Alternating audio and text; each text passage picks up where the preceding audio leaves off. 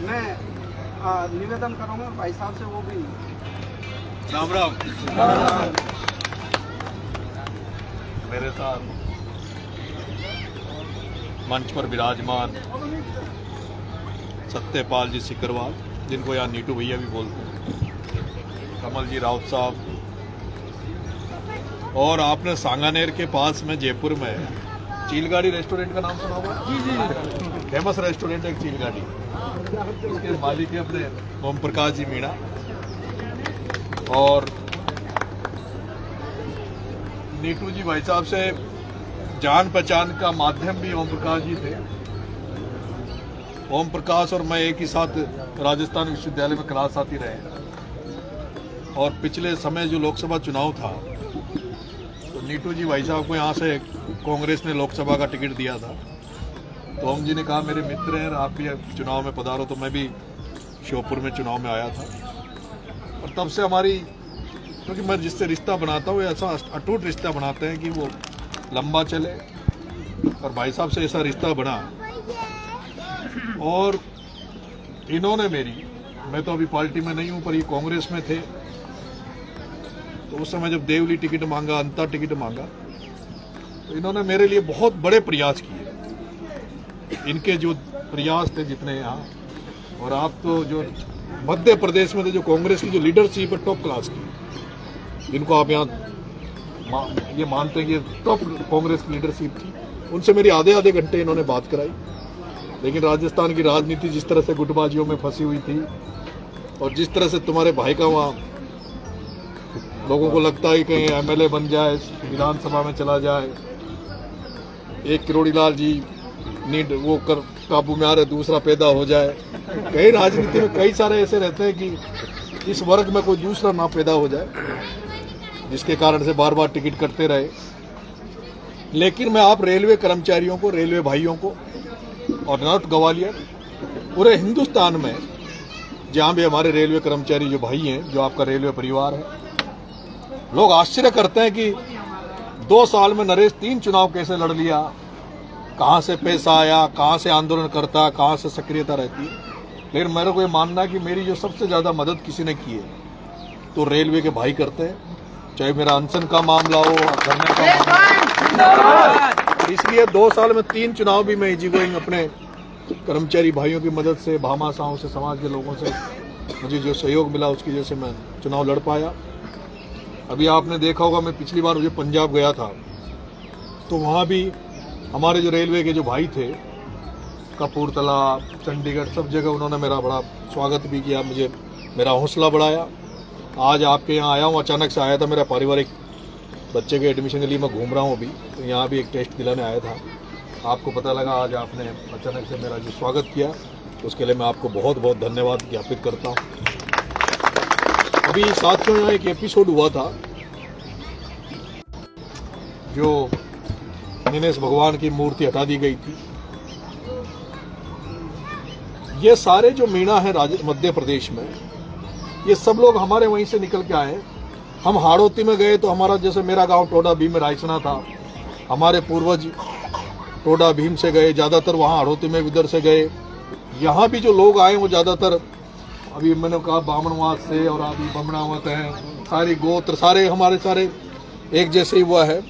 लेकिन दुर्भाग्य ये है कि हमारे यहाँ राजनीतिक चेतना ज़्यादा मान लो, या हमें कोई एक अच्छे राजनीतिज्ञ लोग मिल गए, जिसकी वजह से आज हमें रिजर्वेशन मिल गया, जिसकी वजह से आज हम राजस्थान वाले ज़्यादा सक्षम हो गए, ज़्यादा आगे बढ़ गए, लेकिन मध्य प्रदेश वालों को वो नहीं मिला, जबकि हमें कोई फर्क नहीं है। और ऐसा नहीं है कि यहाँ उसके लिए आवाज़ नहीं उठाई गई। यहाँ मध्य प्रदेश में कई बार मीटिंगें हुई, आंदोलन हुए, इंदौर में, भोपाल में बड़ी बड़ी सभाएँ हुई, सभाओं में मुख्यमंत्री तक के यहाँ नेता उन सभाओं में आए, लेकिन वो जो एसटी का जो मांग इनकी थी वो इनको यहाँ के मध्य प्रदेश वासियों को नहीं मिली। और यही कारण है कि आज आप देखते होंगे यहाँ नौकरियाँ बहुत कम है। अभी मैं पूछ रहा था जो मेरे से मिलने आए, भाई कितनी क्या नौकरियाँ, तो या तो अध्यापक मिलेगा या कोई पुलिस में सिपाही मिलेगा, पर बड़ी नौकरियाँ यहाँ नहीं है। और ऐसे में भी जब ये जो कल परसों जो यहाँ घटना हुई, आप जो हमारे अधिकारों पे तो कुठाराघात करते ही हो, लेकिन फिर भी इस तरह का कि भाई सम्मान को, स्वाभिमान को ठेस पहुँचाए, तो ये सब लोग निमंत्रण देने गए थे। तो मैंने कहा था कि एक बार तो मैं जब किसान आंदोलन जब देश में चल रहा था तब श्योपुर आया था।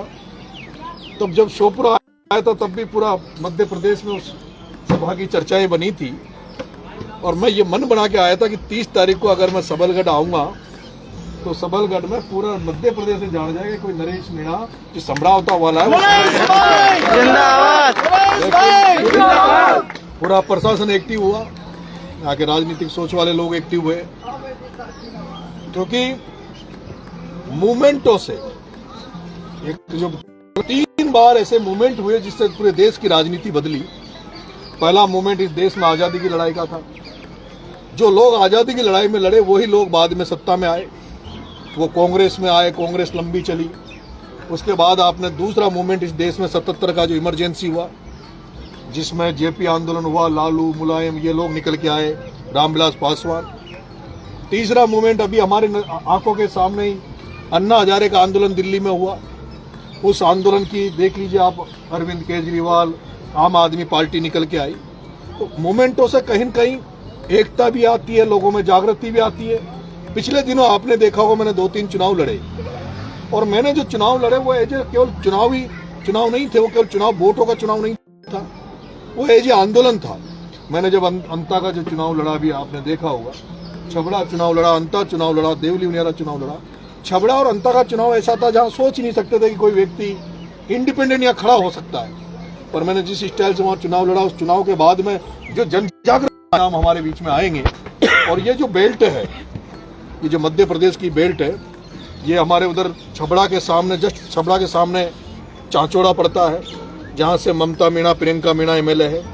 उसके बाद बम्बोरी, फिर उसके बाद वो राघवगढ़, सीधा फिर आ जाओ आप श्योपुर जहाँ से बाबूलाल जी झंडेल एमएलए हैं, फिर विजयगढ़, संबलगढ़। और उसी तरह से जैसे उधर बॉर्डर क्रॉस करके आप राजस्थान में जाओगे तो राजस्थान में छबड़ा, फिर किशनगंज साहबा जहाँ से ललित मीणा है, छबड़ा से मैं लड़ा, उसके उधर मनोर थाना में कैलाश में थे। तो वो एक बेल्ट है ये, और ये जो बेल्ट है तो इस पर हमारा असर भी है।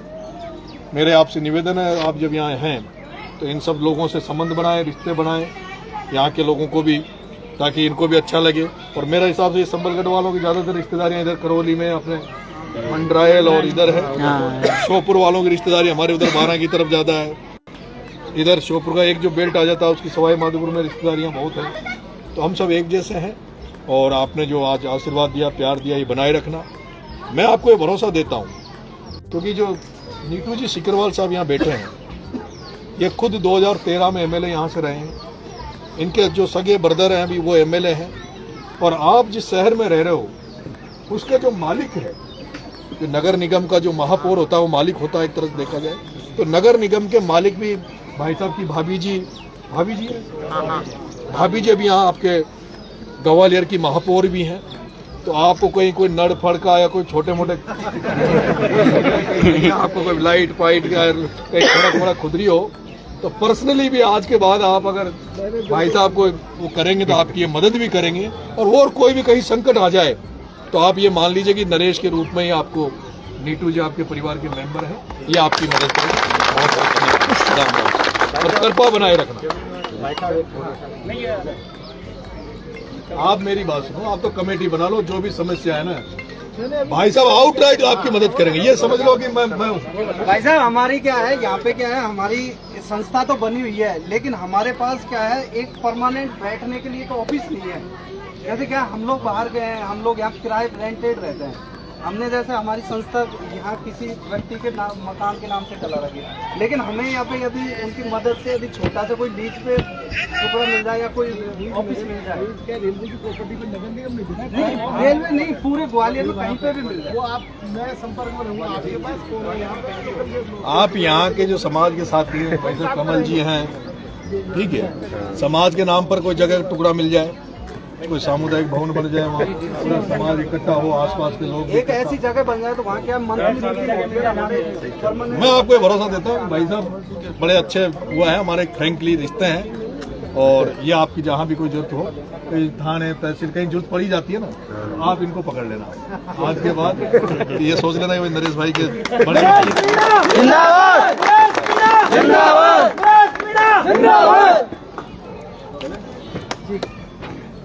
फोटो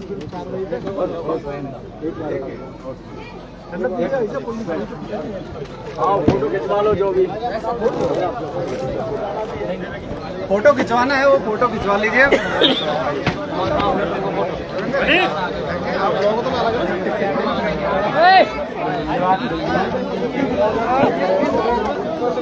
के लिए वो हमेशा तत्पर रहे और न्याय दिलाया है। ये ऐसा नहीं है कि भाई कि हवा में बातें कर रहे हैं। आप जब देखोगे आने वाले जब इतिहास रहेगा तो इतिहास के पन्नों में पढ़ा जाएगा कि एक यहाँ हाड़ौती की धरती पर एक लाल पैदा हुआ था जिसको छोटे किरोड़ी लाल के नाम से जाना जाता था। और जो जिंदाबाद जिंदाबाद। जहाँ पे भी किसी भी गरीब के साथ में कोई भी ऐसी घटना होती थी तो सबसे पहले जाके पुलिस को कोई भी प्रशासन हो सबको खुली चुनौती देता था। यहाँ पे थप्पड़ के नाम से भी इनको जाना जाता है। उन्होंने सही किया था, लेकिन कुछ हमारे लोग, कुछ मजबूरन लोगों ने उनको फंसा करके इतने दिन रखा था। अंत कितने लोगों को मार दिया जाता है, वो लोग जेल में इतने दिन नहीं रहते। लेकिन दुर्भाग्य की बात है कि हम वहाँ से चुनाव नहीं जीत पाए, लेकिन आगे कोशिश रहेगी। हम सब लोगों का आशीर्वाद, सब लोगों का सपोर्ट रहेगा, बुजुर्गों का आशीर्वाद रहेगा, तो हम आने वाले किसी भी चुनाव में हमारी सीट निकाल के उसका जवाब जरूर देंगे।